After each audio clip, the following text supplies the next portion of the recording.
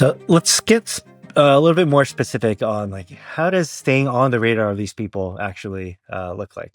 So there are two kind of lanes that kind of we'll go through. So the first one is we'll call the direct and systematic approach, right? So this is literally, you go through your CRM, so the close loss, gross in, past clients, like all of that full list of people, uh, kind of going through and like walking through that on a fixed schedule, just having that habit and discipline to kind of do that on an ongoing basis. And not, yeah, it's like typically you might do it when you like realize like I have no pipeline. And it's like, shoot, like it's reactive and like you start going through your CRM trying to hit up people. Like, no, this is more of the kind of ongoing um, effort there.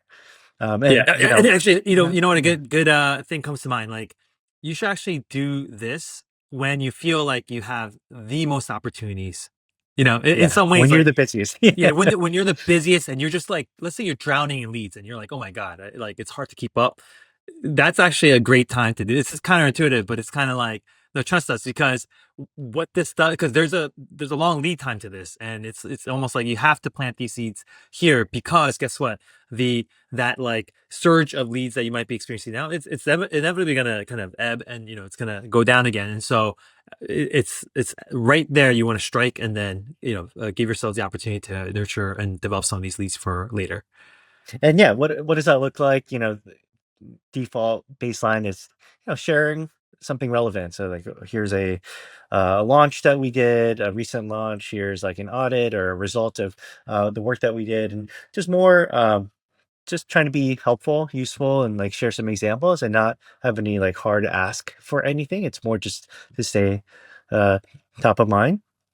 And then also just thinking about timing. There's just keeping in on top of what's happening in their world. So, like, let's say the company that they're at got a round of funding, and there was something relevant there, or they hired a new CMO or someone else on the team or CEO, like whatever the role is that um, uh, is related to their world, or a conference. Like, hey, are you going to be at this big industry conference? Like whatever it is, it's trying to find the opportunities that feel relevant to the ongoing reach out.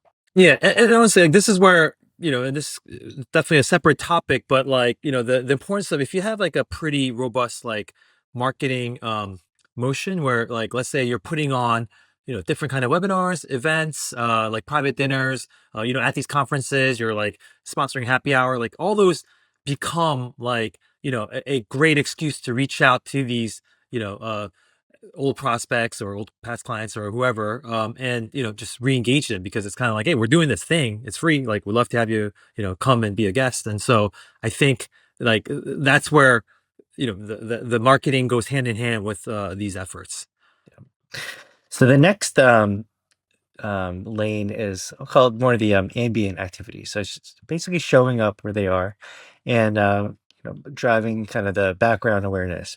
Um, and some like tactics here are, like when you're in the conversation with a prospect, like connecting on LinkedIn with them, like while the deal is going on, versus like after it dies and you're trying to like add someone and they don't Yeah. accept your connection.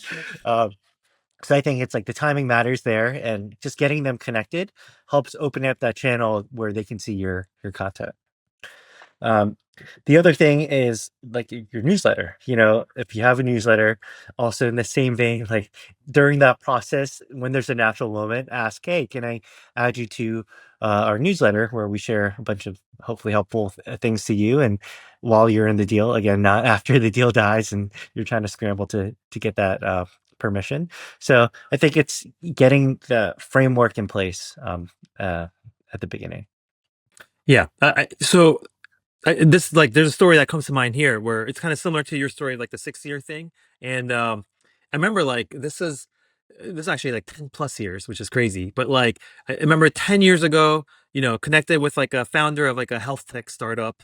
And like we pitched her on stuff, but ultimately like she went in a different direction. But like I did add her to LinkedIn, and so over the years, Yeah. like I think she saw, and then like I was like posting a lot more and more over the years, and it's so funny because like out of nowhere, it's like 10 years ago, and she reaches out by LinkedIn DM and is like, "Hey, like you pitched to me like 10 plus years ago, I saw that you're like, posting about like, these types of websites. And I'm now like, head of marketing at this like much bigger health tech company. And yeah, I need your help on something. And so that became a very, valuable, opportunity, for one of our agencies. And that was like 10 plus years. So it's crazy Yeah. where the ambience, of like, just being connected, showing up on the feed and all those things can really have a payoff.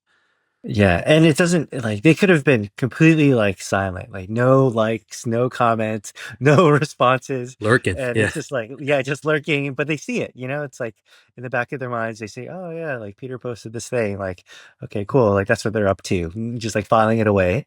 And then, you never know the timing when they'll need something. Yeah.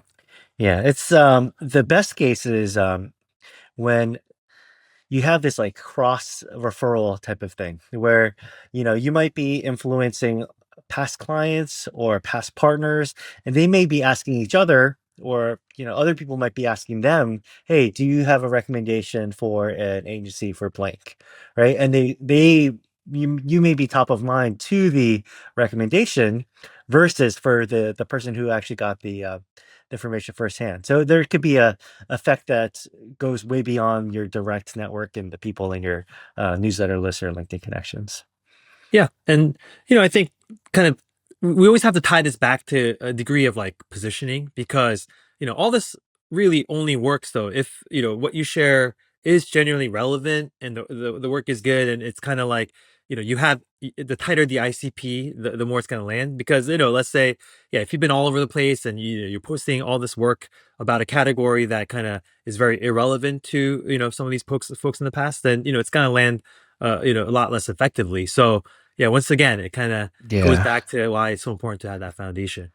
Yeah, there's a lot of noise out there, right? You get all these newsletters, and if it's like you just end up ignoring it. Even if you keep getting the newsletter for years, ignore it, or the post on LinkedIn. Like if it's not relevant and effective, and the work is good and helps you, then yeah, you just end up ignoring it. So yeah, that's a good point.